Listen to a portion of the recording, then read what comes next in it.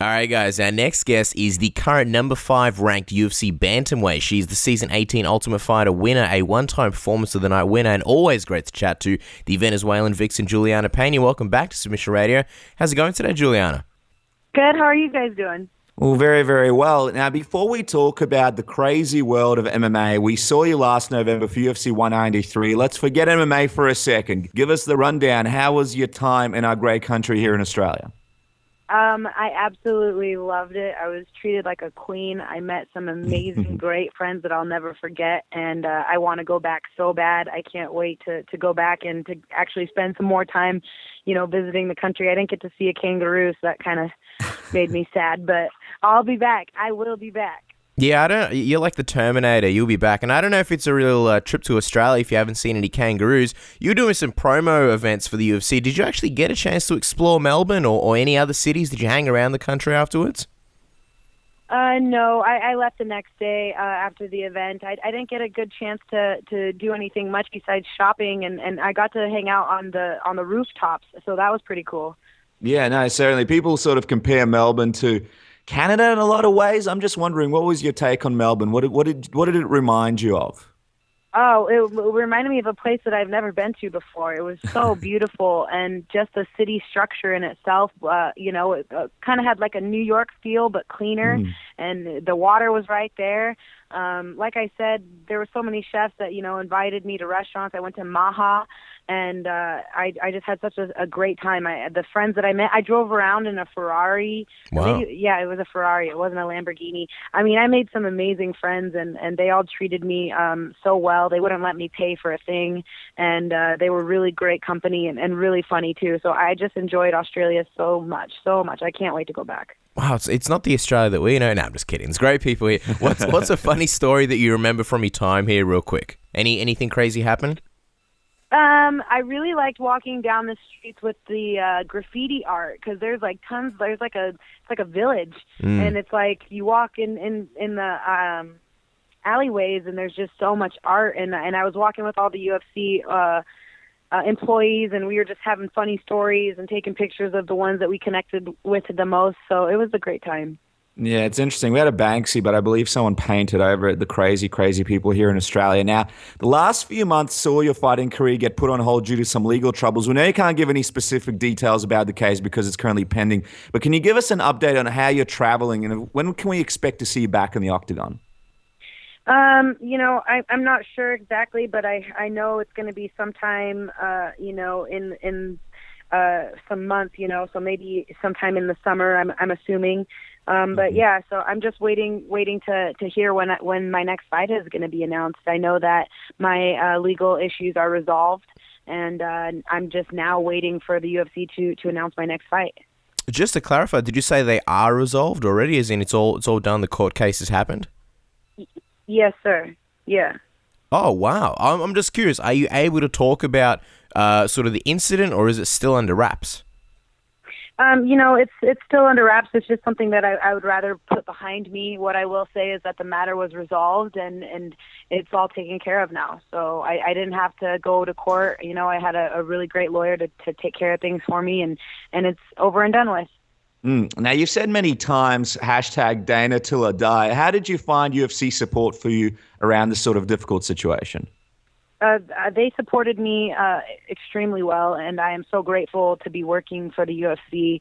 They were very much aware of the situation, and they just made it so that I knew that if I needed anything at all, that I could come to them and to bring any trouble that I might have to them, and that they would assist me with anything. And they did do that, and I'm just so grateful for them as a company and to be working under them, and I'm very blessed and grateful for that. Having such a great employer like them. I was going to say, you've already had your career put on hold in 2014 due to injuries. Now that happened, how hard was it for you to be out on the sidelines again, knowing that you had momentum and the fact that, I guess at one point you weren't going to be fighting till around June. Maybe now it might be a little bit earlier. No, I might even be a little bit later. I really don't know when, I just continue to train and continue to work hard and put my time in on the mat every day. And when they call me, I'll be ready, so I'm just waiting for that time. I'm not too worried about it in the grand scheme of things as far as fighting every other month or something like that. When they want me to fight, they'll let me know and I'll let them know and we'll come to an agreement. Well, let's go back down to Melbourne. When the UFC brought you out here in November for UFC 193, it really seemed like they wanted to potentially start promoting you around the next title shot. And you even joked about jumping to the cage and challenging the winner. Then Holly, of course, beat Ronda and everything got turned upside down. When you look back at that, do you think that if Ronda beat Holly like most people expected, you may have already fought for the belt? Maybe not have fought for it, but at least have been next in line, depending on how quick Ronda was wanting to get back in the cage. There was no need for me to storm the cage, though, because Ronda didn't win. But yeah, I think that answers your question, right? Yeah. I mean, when you were sitting cage side at that fight before Ronda lost, were there any plans to call Ronda out? And did the UFC say anything to you about, getting in the cage afterwards or anything like that? I'm sure they didn't want me to. The thing is that I made a joke about storming the cage, and everyone took it pretty literally. So when the fight was over, I was sitting in the very front row, and when the fight was over, there was a barricade in front of me, and I was literally levitating over the barricade, and then all of a sudden I was floating to the cage, and then I was at the cage, and I was on the cage, and I got video of me on the cage and being like, I'm next. But it was funny because I didn't throw myself over the barricade. It was like everybody that was even like 4 rows back were like picking me up and throwing me over, and they're like, get in there, So I was like, whoa, I was just kidding. And then I was at the cage, and I was like, how did it get to this? And so I just stood on the cage and was like, hey, I'm next in line. Give me the shot. And I don't think anybody heard me. Shocker. So. Wow, that's crazy. She actually got to the cage. I didn't know about this. I guess the cameras were panning to the other side. Wow, okay. Yeah, and Dana looked at me inside the cage, and I said, hey, I'm next. And he said, hey, go back to your seat. He said, fine. Well, let's fast forward to almost a month ago when Miesha Tate defeated Holly Holm, and once again, the division got a new champion. You predicted this via Twitter, but you were rather quiet after she got the victory. What was your reaction to Miesha beating Holly and becoming the new champion? Oh, I was so stoked. I was there and I was screaming at her. I don't know. For those of you that do not know, I have a loud voice, and it is a megaphone, if you will. And so you could put me in the nosebleeds, and my training partner will be fighting in the cage, and you will hear me from the nosebleeds. Like, let's put it that way. And so I was screaming at her, and I was telling her to go for it, and she went for it. I'm so proud of Miesha. I told her before the fight that she was going to do that. I told everybody before the fight that she was going to do that, and then she did it. And so I couldn't be more happy for her. She deserves it. She's worked hard. She's the first female fighter that I ever met and that I ever knew and that I ever looked up to. So it's definitely well deserved, and I'm very happy for her making that a reality once again. Now, we're personally not big on immediate rematches, especially considering how often they seem to be happening these days, but a lot of people feel like because Holly spent so much time dominating the fight, she should get an immediate rematch against Miesha. What do you think? Does a rematch make sense in your opinion? I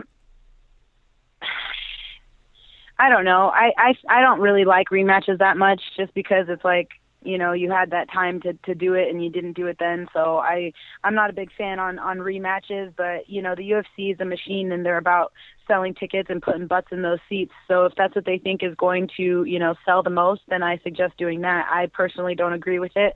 But that's probably because I'm biased and then I want my shot at the title. Yeah, certainly. I mean, it is one of those situations where either Holly Holm gets the rematch against Tate or Tate waits around for Ronda Rousey. If Holly doesn't get that immediate rematch, is she someone that you're gunning for your potential next fight?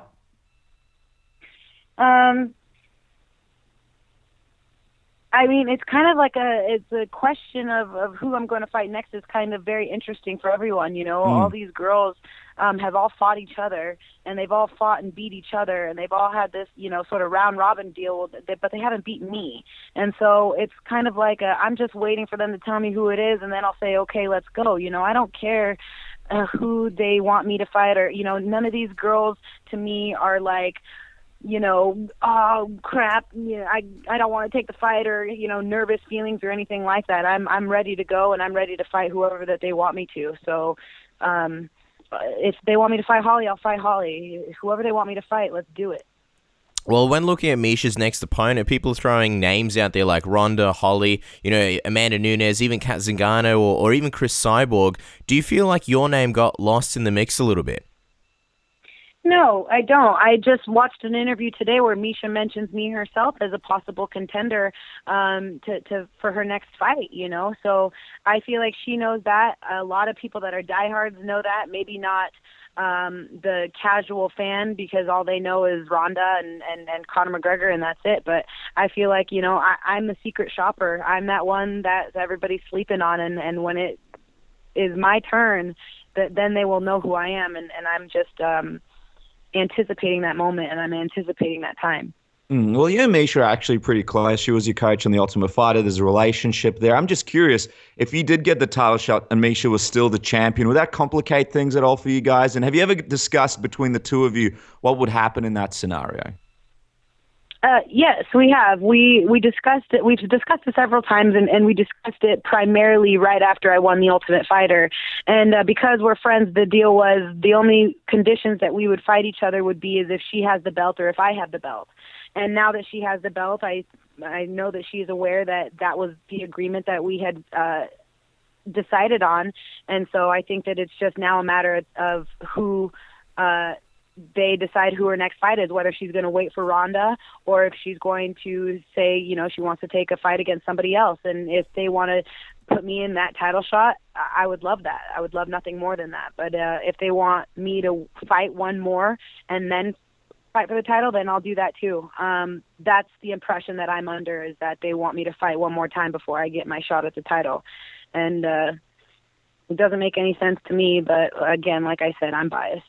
Yeah, no, certainly right. I'm just wondering, have you had a chance to chat to Miesha since she won the title? I know she's been over here in Australia. We saw her in Brisbane last week, but have you had a chance to chat to her? And has she mentioned to you that she'd like for you to be possibly her next or her first defense, her first title defense? Well, I was at her after party, so we hung out at her after party, and it was just all a celebration. I was very happy for her. And I believe she was saying that she was going to fight Ronda next, or a rematch with Holly, and then possibly Amanda Nunes and stuff like that. So, I'm just kind of like, I feel like I don't need to be so loud and boisterous, because my time is going to come, you know what I mean? And it's almost like let the build-up happen before you rush things, because I think that will be a lot sweeter. And I know that it's a fight that everybody wants to see as well. So if it builds up more and more and more, the better for me. The more fights sell, the bigger the venue is. It's more eyes watching me fight. So if that's the way that it plays out, then that would be great too. Well, you mentioned Amanda Nunes, and people are talking about her potentially getting the next shot. She beat the tough Valentina Shevchenko at UFC 196, but it wasn't the type of fight that had people jumping up and down for her to get the next shot. What do you think? Do you think that she did enough to earn a shot at the belt? I know you're pretty biased, but I'm just curious what you think. I fell asleep. I was there live, and I was waiting for them to fight. I felt like they were point sparring and just dinking around up until she finally, got her to the ground. I was like, what are we watching here? Is this a fight, or are they, is this a point sparring match? What's going on? And so, yeah, I don't necessarily think that it was some fight that jumped off the pages for me. But it is what it is. And a win is a win. Certainly right. Now, Amanda Nunes obviously up the top of the division with yourself. There's a good possibility she could be your next fight. I'm just wondering, how would you see a matchup against her going? What would you think the outcome would be? Against me and Amanda? Yeah. I would win. I would beat all these girls. Like I said, they've all beat each other, all in the top 5. They've all fought each other. They've all beat each other. They have not beat me. I have yet to be beaten in the UFC octagon. I'm just wondering, you've said multiple times that obviously the UFC have told you that you need one more fight before you get that shot. And you say it doesn't make sense to you, but do you still feel like that's the case, and you might get a surprise where you need 2 more fights just because of timing? Because it seems like if you fight around July, June, May, the time frame would allow for a late-year title fight, but then you've got Ronda's potential return, which probably guarantees her a title shot. I mean, I wouldn't be surprised. You know what I mean? They're always pulling tricks out of the hat and throwing, wrenches into the mix. And so, to me, nothing is ever certain until it's written down on paper. And then until it's written down on paper, that's the only time that I'll be like, oh, I'm for sure fighting, and it's for sure a done deal. Until then, it's all speculation. I really hope that was not the case. I feel like I keep screaming from the top of my lungs, give me a title shot after every fight. And so I can't imagine that they would deny me again when I win my next fight. So it'll be very interesting to see how those cards play out. I hope to God that they don't.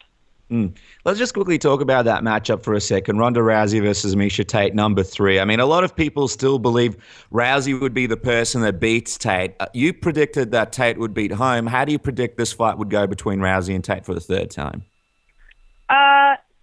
I've always had belief and extreme faith in Miesha for as a fighter. And, the first time she fought Ronda, I said Miesha's going to win. And then the second time she fought Ronda, I said Miesha's going to win. So if they fight for a third time, I'm going with my girl Miesha for sure. Let's say somehow you do get the next shot against Miesha. You always say the UFC pulling tricks. How would you see that fight going? Against me and Miesha? Correct, yeah. Oh, what a treat that would be for you guys. I'll leave it at that. Wow, okay. So there's a lot of build-up going on. Now, let us quickly ask you about the training situation. We didn't really get a chance to find out what's been going on with you through all these difficult times. Is it safe to say that you've been in the gym preparing for a fight all this time, or have you taken a little bit of a break in your preparation because of everything that's been going on? No, I've been training. I just got back from a month and a half over in Chicago training with Luiz Claudio, who's Rickson Gracie black belt. So I've been training. I'm back home right now. I'm getting ready to go back out to Chicago here shortly, and I've just been trying to get ready and stay ready. We know that Luiz Claudio, he trains Ben Rothwell. I'm just wondering, did you train with Ben Rothwell as well, or just Luiz? I sure did, yeah. They live about 30 minutes from each other, so I was in between both gyms. Oh, what was that like, training with Big Ben? He taught me a very important lesson about the word perfect. And, when you say the word perfect, that implies that there's no room to grow and that you can't be better than what it is because it's perfect. And so I've completely eliminated that word from my vocabulary. I know that perfect doesn't exist, and you can always get better than what it was before. You can always do better than what you did before, and so I know that there's room to grow, and I know that I'm not perfect, and so I love that. I learned some very valuable lessons from Ben, and he was just so gracious. Him and his wife Jennifer, they have a beautiful gym in Kenosha, and they were just open arms to me, and gave me some sweatpants, fed me with his mom's cooking. And it was just a really, really great time to actually be around, another UFC fighter who has such a great caliber of strength and just, the way he carries himself as a fighter. I learned a lot. And to me, that's priceless. And I loved Ben and I love his gym and I love Luis and I love Chicago. And I'm just excited to continue to evolve my game and to continue to grow as a fighter. I think it's very exciting. Wow. I think you've single-handedly sold us on potentially going down to Kenosha and training with the Big Ben. So does this mean that Julianna Pena will be going out in a next fight entering with a cloak? Is that correct? Yeah, he kind of gave me that Sith Darth Vader feel, and I liked it. You know what I mean? You got to have a theme a little bit, and I like his theme, and I appreciate it. He kind of gave me a bit more of a swagger in my step, if you will, by being around him. I'm just curious, what about the evil laugh? Because we know he's got the best evil laugh in the business. Did you show him your evil laugh, and did he give you any pointers in that area? And I think anybody who's heard me laugh knows that I can cackle like a witch and just laugh so loud. So I think he didn't need to cue me up on any of the laughters or anything like that. I'm pretty sure I got that down. Yeah, we heard it firsthand when you were here in Melbourne. All right, Julianna, we'll let you go. But before we do, I'm just wondering, do you have any messages to the fans, be it Australian or anywhere around the world? Obviously, it's been a hard few months, and the fans have pretty much gotten their chance to say anything and everything to you over social media. We imagine anything that you want to say to the fans. Yes, I thank you for bringing up the Australian fans. They were so warm and loving, and I appreciate that. I love Australia. Your country is beautiful, and I can't wait to go back there.